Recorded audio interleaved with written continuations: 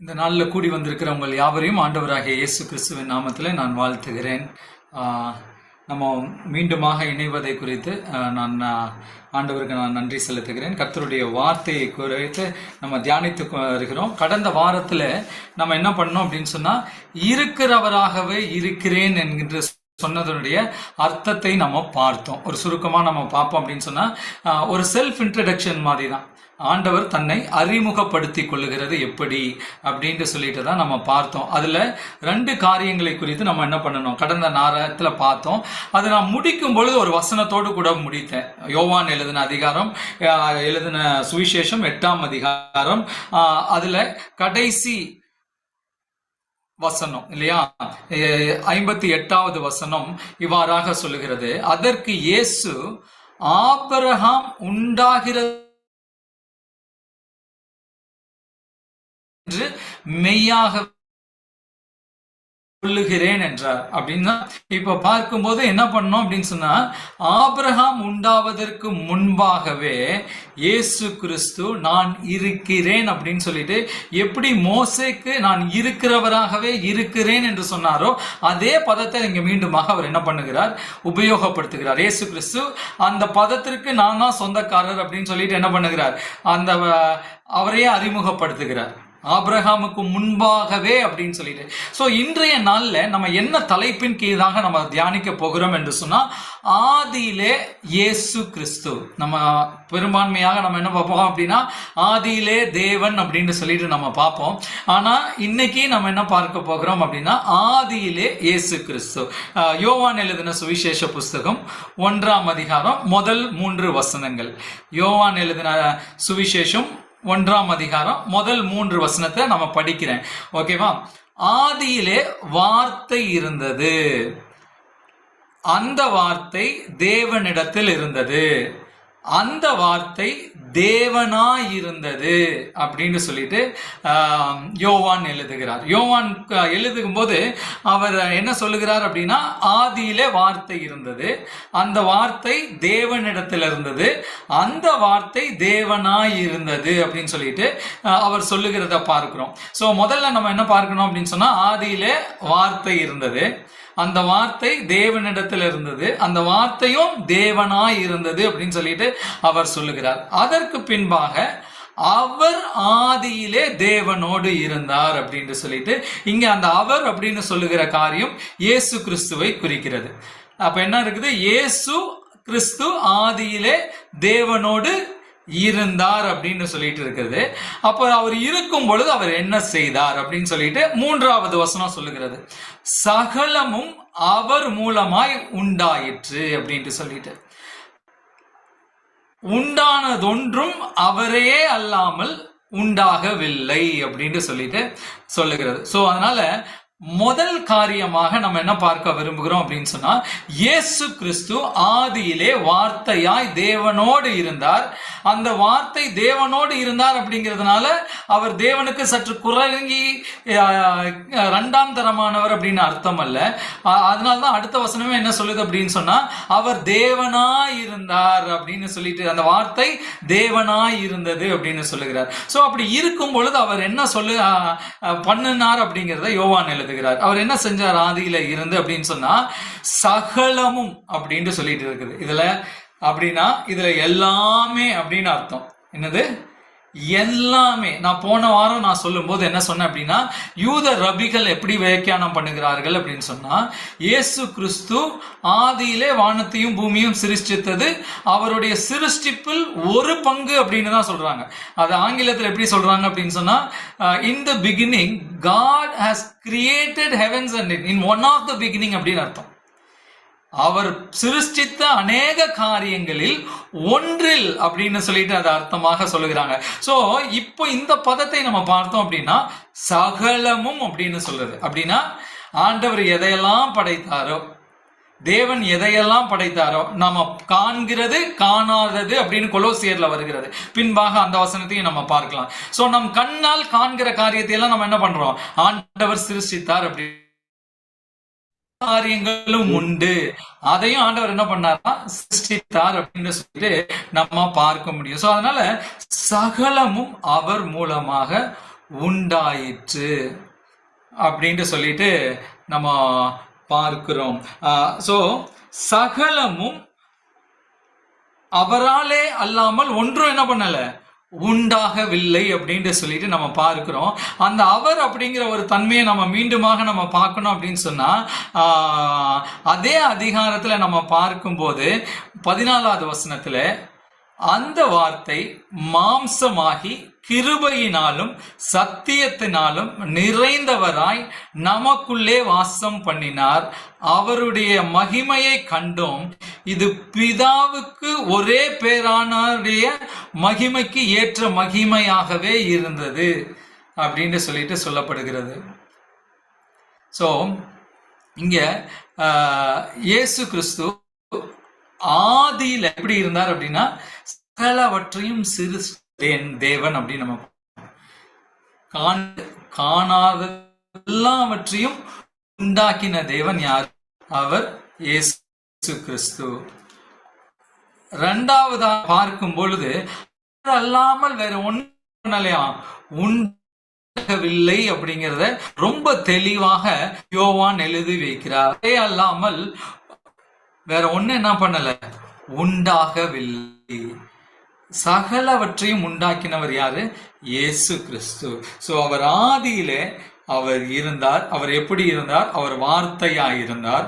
அந்த வார்த்தை தேவனிடத்தில் இருந்தது. அந்த வார்த்தை தேவனுக்கு இரண்டாம் தரமாக அல்ல, தேவனுக்கு சரி சமமாக தேவனாய் இருந்தது அப்படின்ட்டு சொல்லிட்டு நம்ம பார்க்கிறோம். சோ அதற்கு அப்புறமாக பார்க்கும்போது சகலவற்றையும் அவர்தான் உண்டாக்கினார். அந்த வார்த்தையினால் தான் ஆதியில நம்ம பார்க்கும்போது வெளிச்சம் உண்டாக கடவுது, என்னாச்சு? வெளிச்சம் உண்டாக. சோ ஆண்டவர் வார்த்தையினாலே உலகத்தை சிருஷ்டித்தார். அததான் யோவான் 14வது வசனத்துல சொல்லும் போது அந்த வார்த்தை மாம்சமாகி அவர் என்ன பண்ணாராம், நம்மளோடு கூட தேவ மகிமையாக என்ன பண்ணாரு, வாழ்ந்தார் அப்படின்னு பார்க்கிறோம். அதை யோவான் என்ன சொல்றாருன்னா, நான் கண்ணால காண்கிறேன் அப்படின்னு சொல்லிட்டு சொல்றாரு. நாம் கண்டோம் அப்படின்னு சொல்லிட்டு இல்லையா? அவருக்கு எப்படி இருக்கும் யோசிச்சு பாருங்களேன். இன்னைக்கு நம்ம அதை தியானிக்கும் போதே நம்மளுக்கு ரொம்ப ஆச்சரியமா இருக்குது. இப்போ அவர் இயேசுவை குறித்து சொல்லும் போது, நான் தேவனை எங்கேயோ காணாத ஒரு அப்பாற்பட்டு நிற்கிற ஒரு நபரா நான் பார்க்கல.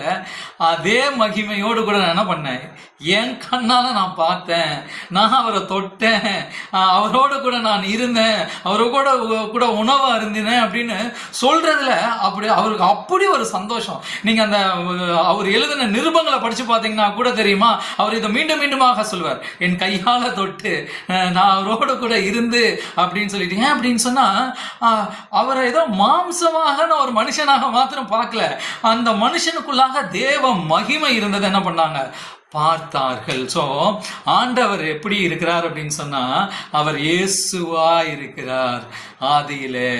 அததான் நம்ம என்ன பண்ணுகிறோம், நம்ம அறிந்து கொள்ள வேண்டிய மிக முக்கியமான காரியம். சோ உண்டாக்கப்பட்டவைகள் எல்லாம் யாரால உண்டாச்சு? இயேசுவினால் உண்டானது. ஆதியில இருந்த தேவன் என்ன பண்ணார், அதை எல்லாவற்றையும் உண்டாக்கினார். அவர் அல்லாமல் என்ன இல்லையா, ஒண்ணுமே படைக்கலையா. இயேசு இல்லாம இந்த பூமியில எதுவுமே படைக்கப்படவில்லை அப்படிங்கிற ஒரு நிதர்சனமான உண்மையை நம்ம என்ன பண்ணோம், தெரிந்து கொள்ள வேண்டும். அதுக்கு அப்புறமாக நம்ம இரண்டாவது குறிப்புக்குள்ளாக நம்ம கடந்து செல்வோம். அப்படின்னு சொன்னா என்னோட கூட சேர்ந்து திருப்பிக் கொள்ளுங்கள். பவுல் கொலோசியருக்கு எழுதின நிருபம் 1ஆம் அதிகாரம், கொலோசியர் 1ஆம் அதிகாரம் 15வது வசனத்திலிருந்து நான் படிக்கிறேன். ஆனா என்ன பண்ணலாம், நம்ம கொஞ்சம் கொஞ்சமா அதை தியானிக்கலாம். 15வது வசனத்துல, அவர் அதரிசனமான தேவனுடைய தற்சுரூபமும் சர்வ சிருஷ்டிக்கும் முந்தின பேருமானவர், ஏனென்றால் அவருக்குள் சகலமும் சிருஷ்டிக்கப்பட்டது, பரலோகத்தில் உள்ளவைகளும் பூலோகத்தில் உள்ளவைகளும் ஆகிய காணப்படுகிறவைகளும் காணப்படாதவைகளுமான சகல வஸ்துக்களும் சிங்காசனங்களும் கர்த்தத்துவங்களும் துரைத்தனங்களானாலும் அதிகாரங்களானாலும் சகலமும் அவரை கொண்டும் அவருக்கென்றும் சிருஷ்டிக்கப்பட்டது. அப்படின்னு இங்க பவுல் கொலோசிய விசுவாசிகளுக்கு எழுதுகிறார். என்ன எழுதுகிறார் அப்படின்னு சொன்னா, ஆரம்பிக்கும் பொழுது அவர் அப்படின்னு சொல்லிட்டாங்க. அவர் யாரு? ஆண்டவராகிய இயேசு கிறிஸ்து. அந்த இயேசு கிறிஸ்து அதரிசனமான தேவனுடைய தற்சுரூபமா. தேவனை நம்ம என்ன பண்ண முடியாது? தரிசிக்க முடியாது அப்படின்னு நம்ம பார்க்கிறோம் இல்லையா? தேவனை கண்டும் நான் பிழைச்சிருக்கிறேனா அப்படிங்கறதுதான் ஒவ்வொருத்தருடைய அனுபவமா இருந்தது இல்லையா? தேவனை சந்தித்த பழைய ஏற்பாட்டு நபர்கள் எல்லாம் என்ன தெரியுமா சொல்றாங்க? நான் தேவனை பார்த்துட்டேன்ப்பா, ஆனாலும் நான் உசுரோட இருக்கிறேன், உயிரோடு கூட நான் இருக்கிறேன் அப்படிங்கிறது அவங்களுக்கு ஆச்சரியமா இருந்துச்சு. ஏன்னா தேவன் அவ்வளவு மகிமையில சிறந்தவராய் இருந்தார். எல்லாருக்கும் தென்படவில்லை, காட்சி அடிக்கப்படலை. சோ அபூர்வமாய் பார்த்த ஒவ்வொருவரும் என்ன பண்ணாங்க? அப்படி ஆச்சரியப்பட்டார்கள். ஏன்னா அவர் அதரிசனமானவர்.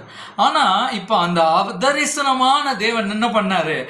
நமக்கு தரிசனமானார் அப்படிங்கிறது தான் உண்மை. இயேசு கிறிஸ்து அவர் பரலோகத்தில் உள்ளவைகளும் பூலோகத்திலும் உள்ளவைகளுமாக காணப்படுகிறவைகள் காணப்படாதவைகளினால சகல வஸ்துக்களும், அதுக்கப்புறமா என்னது? 2 இடங்களிலும் உள்ள சிங்காசனங்களானாலும் கர்த்தத்துவங்களானாலும் துரைத்தனங்களானாலும் அதிகாரங்களானாலும் சகலமும் அவரை கொண்டும் அவருக்கென்றும் சிருஷ்டிக்கப்பட்டது. நாம ஏற்கனவே பார்த்தோம், அவரை கொண்டு அவர் தான் எல்லாவற்றையும் சிருஷ்டித்தார் அப்படின்னு சொல்லிட்டு. இப்ப 2வது நம்ம என்ன தெரியுமா பார்க்கிறோம்?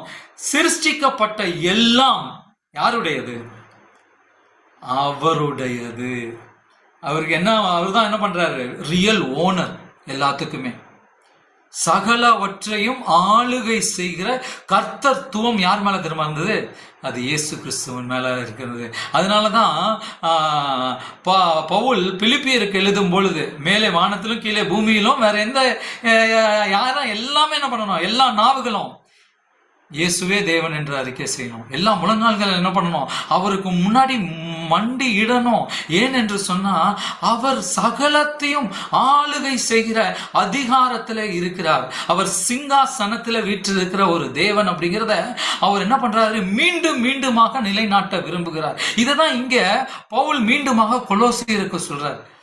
அப்பா, நீங்க அவருக்காக சிருஷ்டிக்கப்பட்டது, அவரால் சிருஷ்டிக்கப்பட்டது மாத்திரம் இல்ல, நீங்க அவருக்குரியவர்கள் அப்படின்னு நீங்க தெரிந்து கொள்ள வேண்டும். இந்த பூமியில இருக்கிறது, காண்கிறது, காணாதது எல்லாமே என்னது?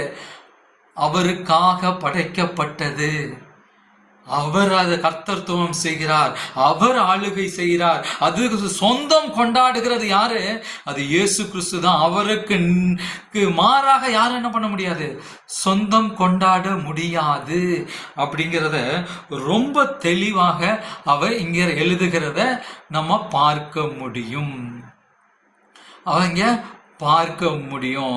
அதுக்கப்புறமா நம்ம பார்ப்போம் அப்படின்னு சொன்னா அவர் என்ன சொல்லுகிறார் அப்படின்னா, சகல சிருஷ்டிப்பிலும் இயேசு கிறிஸ்துவுக்காக என்ன பண்ணுது? சிருஷ்டிக்கப்பட்டது மாத்திரமல்ல, அவரே அதுல முதற் பலனானவர் அப்படின்னு சொல்லிட்டு நம்ம பார்க்கிறோம். அவருக்குள் நாம என்ன பண்ணுகிறோம் அப்படின்னா 17வது வசனத்தை பாருங்களேன். அதே அவர் எல்லாவற்றிற்கும் முந்தினவர் அப்படின்னு சொல்லிட்டு பார்க்கிறோம்.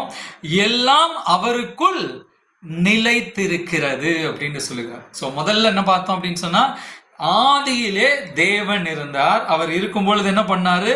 அவர் சிருஷ்டிக்கிற தேவன். சகலமும் காணப்படுகிறவைகளும் காணப்படாதவைகளும் அந்த பட்டியலில் வருகிற எல்லாமே யார் என்ன பண்ணா? இயேசு கிறிஸ்து சிருஷ்டித்தார். 2வது என்ன பண்ணுகிறோம் அப்படின்னு சொன்னா, அது அவருக்கு என்று அவர் என்ன பண்ணாரு? சிருஷ்டித்தார். சொந்தம் கொண்டாடுவது அவருக்கு மாத்திரம்தான் உரிமை உண்டு. அவருக்கு அப்பாற்பட்டு வேற யாருக்கு என்ன இல்லை, அதுல கொஞ்சம் கூட பங்கோ பாகமோ கிடையாது அப்படிங்கிறது பார்க்கிறோம். இப்ப 3வதாக என்ன பார்க்கிறோம் அப்படின்னு சொன்னா, சகலமும் அவருக்குள் நிலைத்திருக்கிறது, நிலை நிற்கிறது அப்படின்னு சொல்லுகிறார். ஆண்டவர் என்ன பண்றாரு அப்படின்னா, சிருஷ்டித்தது மாத்திரமல்ல, சொந்தம் கொண்டாடுகிறது மாத்திரமல்ல, அதை இன்னைக்கும் என்ன பண்ணுகிறார்? நிலை நிறுத்துகிறவரா இருக்கிறார். ஏதோ ஒரு நாள்ல சிருஷ்டித்து ஒரு நாள்ல அதிகாரத்தை விட்டுட்டு இருந்துட்டு அந்த அதிகாரம் இழந்து போய் இன்னைக்கு இன்னைக்கு அவர் கட்டுப்பாட்டை இழந்த நிலையிலலாம் இல்லை. இன்னும் என்ன தெரியுமா சொல்றாரு அவரு? அவருக்குள் நிலை நிற்கிறது, நான் கட்டுப்பாட்டிற்குள்ளாக நான் வைத்திருக்கிறேன், அது என்னுடைய ஆளுமைக்குள்ளாக இருக்கிறது, என்னுடைய வல்லமைக்குள்ளாக இருக்கிறது அப்படின்னு சொல்லிட்டு அவர் சொல்லுகிறத பார்க்கிறோம். இதற்கு ஒப்பான ஒரு இன்னொரு வசனத்தையும் நம்ம என்ன பண்ணிடலாம், படிச்சிடலாம். எபிரேயருக்கு எழுதின நிருபம் 1 அதிகாரம் 3வது வசனம். எபிரேயர் 1 அதிகாரம் 3வது வசனம்.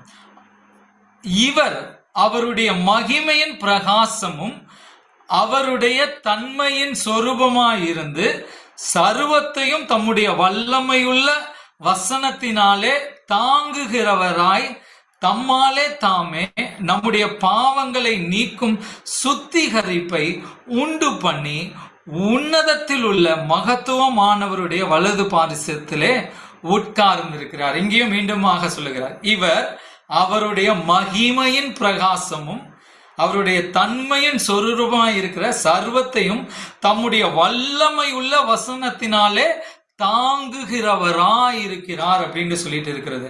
ஆங்கிலத்துல பார்த்தோம் அப்படின்னு சொன்னா is the sustainer of all அப்படின்னு சொல்லிட்டு வரும். தாங்குகிறவர் அப்படிங்கிற வார்த்தைக்கு என்ன வருது அப்படின்னு சொன்னா, இது எல்லாவற்றையும் ஸ்டில் ஹி சஸ்டெயின்ஸ் அப்படின்னு சொல்லிட்டு. அப்படின்னா என்ன அர்த்தம்? நிலை நாட்டுகிறார், அதுல எதுவும் மாறுகிறது இல்லை. இப்போ அவர் சிருஷ்டித்ததை நம்ம பார்த்தோம் அப்படின்னு சொன்னா, சூரியன் எடுத்துக்கொள்ளலாம், சந்திரனத்தை எடுத்துக்கொள்ளலாம். எப்படி அது சிருஷ்டிக்கப்பட்டதோ இன்றைக்கு என்ன பண்ணுகிறது, அது செயல்படுகிறதா இருக்கிறது. சமுத்திரத்தை எடுத்துக்கொள்ளலாம். வேதமுகம் என்ன சொல்லுகிறது, ஆண்டவர் அதற்கு ஒரு எல்லை கோட்டை வரைந்திருக்கிறார், அந்த கோட்டை தாண்டி என்ன பண்ண முடியாது, வர முடியாது அப்படின்ட்டு சொல்லிட்டு நம்ம பார்க்க முடியும் இல்லையா?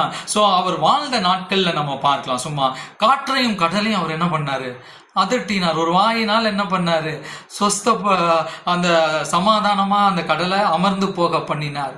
மரித்தவனை வார்த்தையினால என்ன பண்ணாரு, எழுப்பினார். சோ இப்போ மூன்றாவதாக நான் என்ன சொல்ல விரும்புகிறேன் என்று சொன்னா, இன்றைக்கும் அவருடைய வல்லமை உள்ள வார்த்தை செயல்படுகிறதா இருக்கிறது. இன்னைக்கு அநேகர் என்ன தெரியுமா சொல்லுவாங்க, ஆண்டவர் சிருஷ்டி கர்த்தர் தான், அதுல மாற்று கருத்து இல்லை, அதை ஏத்துக்குவாங்க. இயேசுவை என்ன பண்ணுவாங்க அப்படின்னா, இயேசுதான் படைச்சார் அப்படின்னா ஏத்துக்குவாங்க, ஆமா அப்படின்னு சொல்லிட்டு. அவர் தான் ஆளுகை செய்தார் அப்படின்னாலும் ஏத்துக்குவாங்க.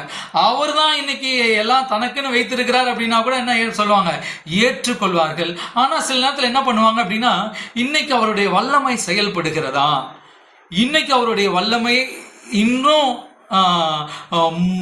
பகிரங்கமாய் வெளிப்படுகிறதா அப்படிங்கும் போது சில பேர் என்ன தெரியுமா சொல்றாங்க, அப்படி இல்லை அப்படிங்கிற ஒரு காலகட்டத்திற்கு நகர்ந்து விடுகிறார்கள். இன்னைக்கு ஆண்டவர் பேசுறது இல்லைங்க பெருசா, இன்னைக்கு ஆண்டவர் பெருசா சுகப்படுத்துறது இல்லைங்க, இன்னைக்கு பெருசா தீர்க்க தரிசன வார்த்தைகள் உண்டாகிறது இல்லைங்க அப்படின்னு சொல்லிட்டு அநேக காரியங்களை பட்டியலிடுவாங்க. ஏன் தெரியுமா, அவர்கள் உண்மையை புரிந்து கொள்ள விட. வசனம் என்ன தெரியுமா சொல்லுது, அவருடைய வசனத்தின் வல்லமையை அவர் என்ன பண்ணுகிறார் அப்படின்னா நிலை நாட்டுகிறவராய் இருக்கிறார். அவர் எப்படி சிருஷ்டித்த காரியங்கள் எல்லாம் தனக்குள்ளாக சஸ்டெயின் பண்ணி அப்படியே அதை செயல்படுத்துகிறாரோ இன்னைக்கும் அவருக்கு அதிகாரம் இருக்குது. இது ஏன் தெரியுமா அநேகர் இப்படி சொல்லறாங்க, அதுக்கு பெரிய காரணம் அப்படின்னு சொன்னா, தேவன் நல்லவர் அப்படின்னு சொன்னார்னு வச்சுங்களேன், அவர் நல்லவர் அப்படின்னு சொல்லி அவர் தான் இந்த உலகத்துல படைச்சாரு. பூமியில இருந்த எல்லா நல்ல காரியங்களும் யார் இடத்துல இருந்து வந்துச்சு, தேவன் இடத்துல இருந்து வந்துச்சு அப்படின்னு சொல்லிட்டு, நன்மையான எந்த ஈவும் பூர்ணமான எந்த வரமும் என்ன இருந்துச்சு, பிதாவின் இடத்துல இருந்து வந்துச்சு, இயேசுவின் இடத்துல இருந்து வந்துச்சுன்னா ஏத்துக்கலாம், அது ஓகேங்க அப்படின்னு சொல்லிட்டு. ஆனா இன்னைக்கு பூமியில பார்க்கும்போது ரொம்ப நல்லதா நடக்குது அப்படின்னு சொல்லிட்டு இன்னைக்கு இருக்கிற உபத்திரவங்கள், பிரச்சனைகள், இந்த யுத்தம், இதுக்கு அப்புறமாக இருக்கிற அநேக தீமையான காரியங்களை பார்த்து தேவன் அதிகாரத்துல இருக்கிறார், இன்னைக்கும் அவர் வல்லமை உடையவராய் இருக்கிறார் அப்படின்னு சொன்னா, அப்ப ஏன் அவர் கண்டும் காணாம போயிடுறாரு அப்படிங்கிறதுனால என்ன பண்ணிடுறாங்க அப்படின்னு சொன்னா, ஆண்டவர் இருக்கிறாருங்க, ஆனா இப்போ அவர் என்ன பண்றது இல்ல, அந்த வல்லமையோடு கூட செயல்படுகிறது இல்லை அப்படின்னு சொல்லிட்டு ஒரு சிலர் என்ன பண்ணிடுறாங்க, போதிக்கிறவர்களா இருக்கிறாங்க. ஏன் தெரியுமா, இன்னைக்கு சாத்தான் இடத்துல போயிடுச்சு, அதனாலதான் இந்த உலகத்தின் தீமையாக அநேக காரியங்கள் நடைபெறுகிறது அப்படிங்கிற ஒரு வியாக்கியானத்தை வைக்கிறவர்கள் உண்டு. ஆனால் நம்ம என்ன தெரியுமா பார்க்க வேண்டும், ஆண்டவர் நல்லவராகவே தான் இருக்கிறார். ஆண்டவர் என்ன பண்ணாரு, பூமியை நல்லா தான் சிருஷ்டித்தார். மனுஷன் தான் என்ன பண்ணான், பாவத்தை உலகத்திற்குள்ளாக கொண்டு வந்தான். அது அதிகாரம் பிசாசு இடத்துல போனது அங்கதான். இன்னைக்கு நம்ம பார்க்கும் பொழுது அநேக நேரத்துல தீமைக்கு காரணம் தேவன் என்று சொல்லி நம்ம என்ன பண்ணிடுறோம் அப்படின்னு சொன்னா, ஏன் தேவன் கண்டும் காணாமல் இருக்கிறார்? ஏன் இந்த கஷ்டம் இவங்களுக்கு வரணும்? ஏன் இவங்களுக்கு இப்படி ஒரு வியாதி வரணும்? ஏன் இவங்களுக்கு ஒரு பண கஷ்டம் வரணும்? ஏன் என் பிள்ளைங்களுக்கு கல்யாணம் நடக்கல? ஸோ எது தீமையா இருக்குது அப்படின்னு சொன்னாலும் என்ன பண்ணோம் அப்படின்னு சொன்னா, ஆண்டவர் உண்மையாலுமே இருக்கிறாரா அப்படிங்கிற ஒரு கேள்விக்கு வந்துடும். அவர் உண்மையாலுமே வல்லமை உடையவரா அப்படிங்கிற ஒரு கேள்விக்கு வந்துருவோம். அப்படி வந்துட்டு இல்லை, எல்லாருக்கும் சொல்றாங்க, பிரசங்கம்லாம் பண்றாங்க, ஆனா அது என்னமோ தனிப்பட்ட விதத்துல எங்களுக்கு நடக்குமான்னு தெரியலன்ட்டு ஒரு அவ்விசுவாசத்திற்குள்ளாக நம்ம என்ன பண்ணிடுவோம் அப்படின்னா கடந்து சென்று விடுகிறவர்களா இருக்கிறோம். ஆனா வேதம் என்ன சொல்லுகிறது? நம்முடைய விசுவாசம் வேதத்தின் படியாக இருக்கணும். ஆண்டவர் என்ன தெரியுமா சொல்றாரு? சகலவற்றையும் சிருஷ்டித்தது மாத்திரமல்ல, நான் அதை நிலை நாட்டி கொண்டிருக்கிறேன். இன்னைக்கும் நான் அதிகாரம் செய்கிறவராய் இருக்கிறேன். என்னால செய்ய முடியாத காரியம் ஒன்று உண்டோ அப்படின்ட்டு மோசே அந்த பழைய ஏற்பாட்டில் நம்ம பார்த்தோம் அப்படின்னு சொன்னா, ஜனங்க இறைச்சி கேட்கிறாங்க.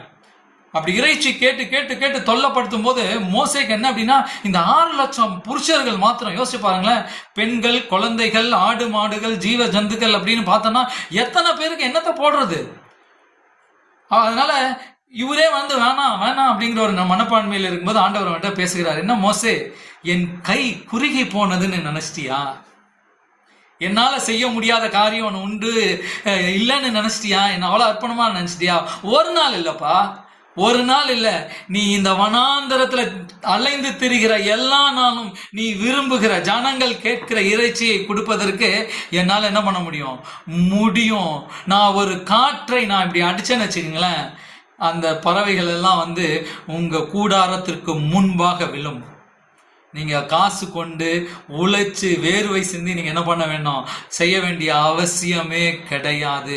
என்னால முடியும் அப்படின்னு சொல்லிட்டு இன்னைக்கு இயேசு கிறிஸ்து ஆதியில எப்படி இருந்தாரோ இன்றும் அப்படி இருக்கிறார் அப்படிங்கிறது உண்மை. பிரியமானவர்களே, இந்த சத்தியத்தை நாம் அறிந்து கொள்ள வேண்டியது மிக மிக அவசியம்.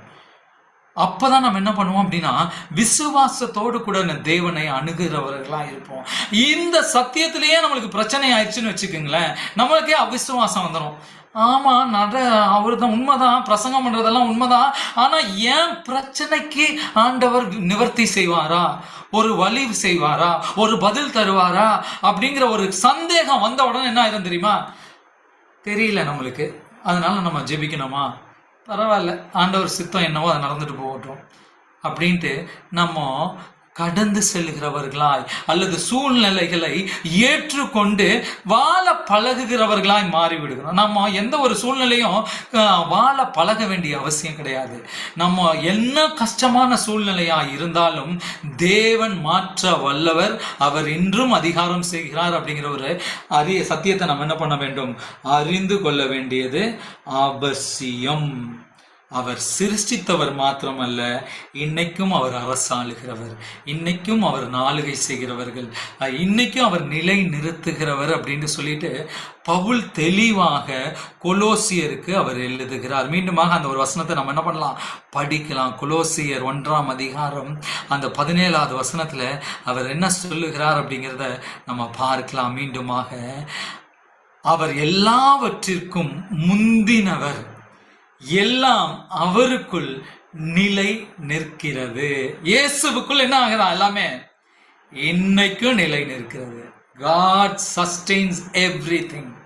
If he can sustain the nature, the creation அப்படின்னு சொன்னா, உங்களுடைய சூழ்நிலையும் என்னுடைய சூழ்நிலையும் உங்களுக்காக ஆண்டவர் வைத்திருக்கிற சித்தத்தையும் ஆசீர்வாதங்களையும் வாக்கு தத்தங்களையும் அவர் என்ன பண்ணுவாரு? நிலை நாட்ட முடியும். ஏதாவது ஒரு சூழ்நிலையில உங்களுக்கு சந்தேகத்தை ஏற்படுத்தி பிசாசு வாய்ப்பு இல்லப்பா அப்படின்னு சொல்றான் அப்படின்னு சொன்னா நீங்க என்ன தெரியுமா சொல்லணும்? அவர் இன்றும் அரசாளுகிறவர், அவர் நன்மை செய்வதற்கு அவர் கரையை என்ன பண்ணல, குறுகி போகவில்லை அப்படிங்கிற ஒரு சத்தியத்தை என்ன பண்ண வேண்டும்? அறிந்து கொள்ள வேண்டும் பிரியமானவர்களே. அது மாத்திரமல்ல, கடைசியாக அவர் என்ன நமக்குள்ளாக பண்ணுகிறார் அப்படின்னு சொல்லிட்டு கொலோசியர் 20வது வசனத்துல ஆண்டவர் சொல்லுகிறதையும் நம்ம பார்த்துட்டு நம்ம போகலாம். ஏன்னா அதுவும் சிருஷ்டிப்போடு கூட தொடர்பு உள்ள ஒரு வசனம். ஓகேவா? அவர் சிலுவையில் சிந்தின இரத்தத்தினாலே சமாதானத்தை உண்டாக்கி பூலோகத்தில் உள்ளவைகள் பரலோகத்தில் உள்ளவைகள் யாவையும் அவர் மூலமாய் தமக்கு ஒப்புரவாக்கி கொள்ளவும் அவருக்கு பிரியமாயிற்று அப்படின்ட்டு சொல்லிட்டு பார்க்கிறோம். என்ன ஆகுது அப்படின்னு சொன்னா, ஆண்டவர் பூமியில் உள்ளவைகள் பரலோகத்தில் உள்ளவைகள் யாவையும் என்ன பண்றாரா, தமக்கு ஒப்புரவாகும்படி சிலுவையில் ரத்தம் சிந்தினார் அப்படின்னு சொல்லிட்டு நம்ம பார்க்கிறோம். இதற்கும் சிருஷ்டிப்பிற்கும் என்ன அர்த்தம் இருக்கிறது அப்படின்னு சொல்லிட்டு நம்ம தெரிந்து கொள்ள வேண்டும் என்று சொன்னா, 2 கொரிந்தியர் 5ஆம் அதிகாரம் 17வது வசனம். பவுல் கொரிந்தியருக்கு எழுதின 2வது நிருபம் 5ஆம் அதிகாரம் 17வது வசனம். ரொம்ப தெரிஞ்ச ஒரு பரிச்சயமான வசனம், எல்லாருக்குமே தெரியும். இப்படி இருக்க ஒருவன் கிறிஸ்துவுக்குள் இருந்தால் புது சிருஷ்டியாய் இருக்கிறான், பழையவைகள் ஒளிந்து போயின, எல்லாம் புதிதாயின. சோ இப்ப ஆண்டவர் என்ன பண்றாரு அப்படின்னு சொன்னா, இன்னும் சிருஷ்டிகராக தான் இருக்கிறார். ஆதியில தேவன் சிருஷ்டித்தது மாத்திரமல்ல, இன்னைக்கும் ஆண்டவர் என்ன பண்றாரு, சிருஷ்டித்து கொண்டிருக்கிறார். என்ன தெரியுமா சிருஷ்டிக்கிறார் அப்படின்னு சொன்னா, நம்ம ஜென்ம சுபாவத்திற்கு, பாவ சுபாவத்திற்கு, தேவன் அல்லாதவர்களாய், அல்லாத ஜனங்களாய், புறஜாதிகளாய் நம்ம பாவத்துல மாழ்ந்து கொண்டு இருக்கும் பொழுது ஒப்புரவாகிறது. எப்படி ஒப்புரவாகிறாரு? சிலுவையில் சிந்தின ரத்தத்தினாலே ஒப்புரவாகிறது. எதை குறித்து எழுதுகிறார் அப்படின்னா, பவுல் நம்ம புதிய சிருஷ்டியாய் உருவாக்கப்படுகிறோம். இன்னைக்கு நீங்களும் நானும் என்ன பண்ணுகிறோம் அப்படின்னு சொன்னா, அனுதினமும் மறுரூபமாக்கப்படுகிறோம். பழைய காரியங்கள்லாம் என்ன ஆகுது, ஒளிந்து கொண்டு ஆண்டவர் நமக்குள்ளாக புதிய சிருஷ்டிப்பை ஏற்படுத்துகிறவராய் இருக்கிறார். பழையவைகள் எல்லாம் பண்ணணுமா, ஒளிந்து போய் கொண்டே இருக்கணும் அப்படின்னு சொல்லிட்டு நம்ம பார்க்கிறோம். ஏதோ அன்னைக்கு அவர் சிருஷ்டித்தார், ஆதியிலே அவர் சிருஷ்டித்தார், அது தனக்கென்று வைத்துக் கொண்டார், அதிகாரம் செலுத்தினார். இன்னைக்கு அதுக்கு நிலைப்படுத்துகிறது மாத்திரமல்ல, அவர் இன்னைக்கு அது ஆவிக்குரிய ரீதியில் என்ன பண்றாரா, நம்ம இடத்துல கிரியை செய்து கொண்டிருக்கிறார். இப்ப நீங்களும் நானும் பரலோகத்திற்கு போக போறோம் இல்லையா? ஆண்டவர் என்ன சொல்லிட்டு போனார் அப்படின்னு சொன்னா, நான் உங்களுக்காக மாளிகை ஒன்றை நான் ஏற்படுத்துகிறேன், I'm going to prepare mansions for you அப்படின்னு போயிட்டார். ஓகேவா? சிருஷ்டித்து கொண்டிருக்கிறார். ஓகே, தங்கத்தினால இருக்கிற தரைகள் அப்படின்னு சொல்லிட்டு இன்னைக்கு அநேக காரியங்கள், 12 கற்கள், கதவுகள் இப்படி இருக்குது, இதெல்லாம் அழகா வர்ணிக்கப்பட்டிருக்கிறது இல்லையா வேதாகமத்துல. அது எல்லாமே ஆண்டவர் என்ன பண்றாரு அப்படின்னா, சிருஷ்டித்து கொண்டிருக்கிறவரா இருக்கிறார்.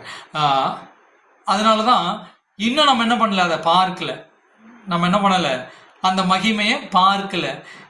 பைபிள்லயும் தெளிவாக ஃபுல்லா என்ன பண்ணல, வெளிப்படுத்தவில்லை. ஆனா ஒரு நாள் நம்ம என்ன பண்ண போறோம், அதெல்லாம் அனுபவிக்க போகிறோம். ஆனா வேதம் என்ன சொல்லுகிறது அப்படின்னு சொன்னா, இப்பொழுது ஆண்டவர் பரலோகத்துல எப்படி அதை சிருஷ்டித்து கொண்டிருக்கிறாரோ, பூலோகத்துல மனுஷனை மீண்டுமாக சிருஷ்டிக்கிறார்.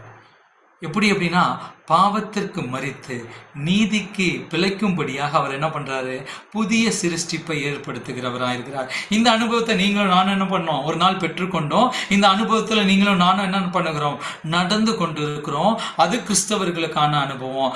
அப்ப புறஜாதிகளுக்கு என்ன பண்ணணும் அப்படின்னா, இன்னும் புதிய சிருஷ்டிகளை என்ன பண்ணணும், உருவாக்குகிற ஒரு உன்னத அழைப்பு ஆண்டவர் என்ன பண்ணியிருக்கிறார், நம்ம மத்தியில வைத்திருக்கிறார். ஆண்டவர் சிருஷ்டிப்பை என்ன பண்ணணும், ஜனங்களுக்குள்ளாக கொண்டு சொல்ல வேண்டியது நம்முடைய வேலையா இருக்கிறது. நம்முடைய சாட்சி பகிர்தல் மிக அவசியம். கர்த்தரை குறித்து சொல்லுகிற சுவிசேஷ பணி மிக அவசியம்.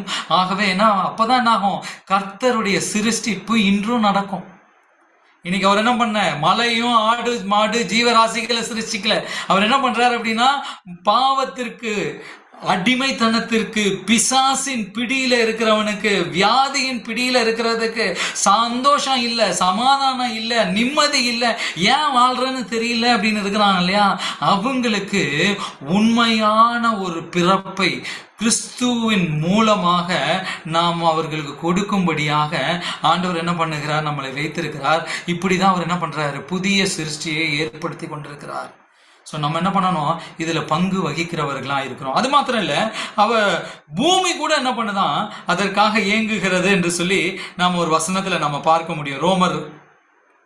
ரோமர் 8ஆம் அதிகாரம் ரோமர் 8ஆம் அதிகாரம் 22வது வசனத்தை பாருங்களேன், அழகா இருக்கும்.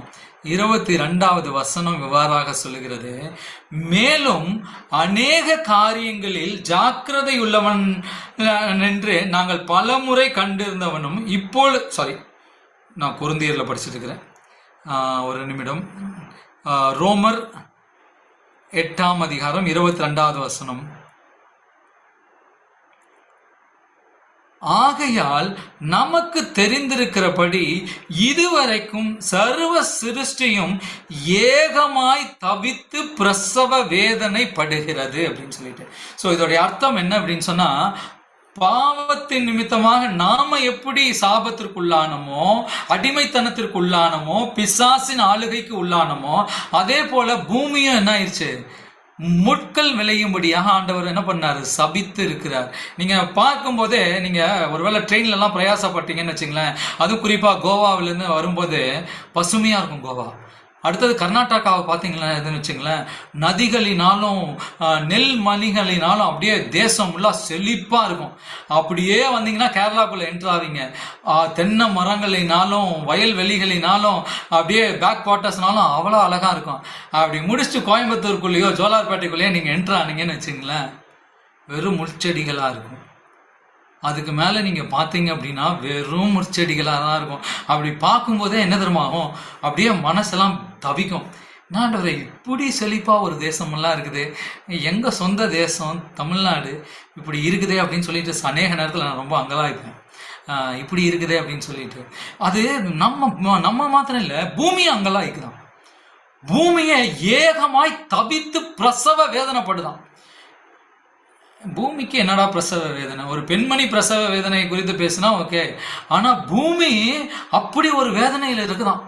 ஏன் அப்படின்னு சொன்னா, எல்லாத்துக்கும் ஒரு விமோச்சனம் உண்டு, எனக்கு ஒரு விமோச்சனம் இல்லையா? நான் நல்ல கனிகளை தரும்படி, நல்ல செழிப்பா இருக்கும்படி தானே நான் படைக்கப்பட்டேன். இன்னைக்கு கடைசிக்கு முட்களினால் நான் நினைந்திருக்கிறேனே அப்படின்னு சொல்லிட்டு. ஸோ அவர்களுக்கு அந்த பூமி கூட என்ன பண்ணுகிறதா அப்படின்னு சொன்னா, ஆண்டவர் மீண்டுமாக என்ன பண்ணிடுவாரா, மாற்றுவாரா அப்படின்னு சொல்லி ஏங்கி தவித்து கொண்டு இருக்கிறது அப்படின்னு சொல்லிட்டு நம்ம பார்க்கிறோம். ஆண்டவர் பூமியும் ஆண்டவர் என்ன பண்ணுவார் அப்படின்னு சொன்னா, புதிய வானத்தையும் புதிய பூமியும் ஆண்டவர் சிருஷ்டிப்பார். வெளிப்படுத்தின விசேஷம் 21ஆம் அதிகாரம் அதுதான் நம்ம படிக்கிறோம் இல்லையா, புதிய வானம் புதிய பூமி புதிய எருசலேம் அப்படின்னு சொல்லிட்டு நம்ம பார்க்கிறோம். ஆண்டவர் இன்னைக்கு மாத்திரம் இல்லை, இன்னைக்கு நமக்குள்ளாக சிருஷ்டிக்கிறார். ஃபியூச்சர்ல என்ன சிருஷ்டிக்க போறார் அப்படிங்கறதுதான் இதோடைய அர்த்தம். முடிவுல நான் என்ன முடிக்க விரும்புகிறேன், இதோடு கூட அவருடைய பணி முடிய போவதில்லை.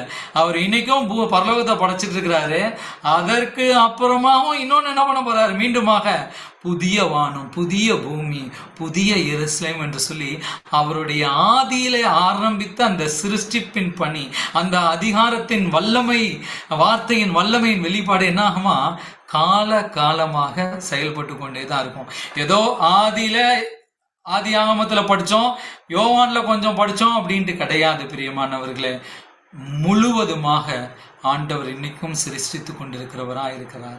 சிருஷ்டித்தது மாத்திரமல்ல, சிருஷ்டித்ததை தனக்கு உரிமையாக கொண்டாடுகிறது மாத்திரமல்ல, அதை நிலை நீட்டுகிற அதிகாரம் எனக்கு உண்டு அப்படின்னு சொல்லிட்டு அது பண்ணார். அந்த அதிகாரத்தை எப்ப திரும்ப வாங்கினார், கடைசியாக மீண்டுமாக சிலுவையில வெற்றி சிறந்து மரணத்தையும் ஜெயித்து ஆண்டவர் என்ன பண்ணார் அப்படின்னு சொன்னா, தாவீதின் திறவுகோல் என்னிடத்துல உண்டுப்பா, மரணத்தின் திறவுகோல் என்னிடத்துல உண்டு, சகல அதிகாரமும் என்னிடத்துல உண்டு. அதனாலதான் இயேசு கிறிஸ்து என்ன சொல்றாரு அப்படின்னா, சகல அதிகாரமும் என்னிடத்துல இருக்கிறது, அதனால நீங்க என்ன பண்ணுங்க, போங்க. யாரு, என் கையில அதிகாரம் இருக்குது. இன்னைக்கு சும்மா யாராச்சும் ஒருத்தர் அரசாங்க அதிகாரியோடைய பிள்ளைகள் என்ன தெரியுமா சொல்லுவான், எங்க அப்பா என்ன யார் தெரியுமா, போலீஸ் தெரியுமா, எங்க அப்பா யார் தெரியுமா, எம்எல்ஏ தெரியுமா அப்படின்னு சொல்லிட்டு.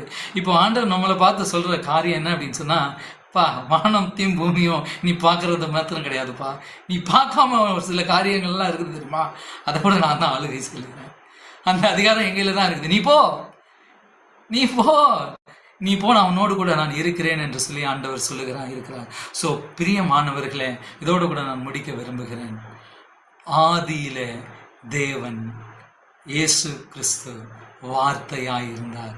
அந்த வார்த்தை தேவனிடத்தில் இருந்தது, அந்த வார்த்தை தேவனாயிருந்தது. அங்கேயே இருந்துடல, அங்கிருந்து என்ன தெரியுமா பண்ணாரு?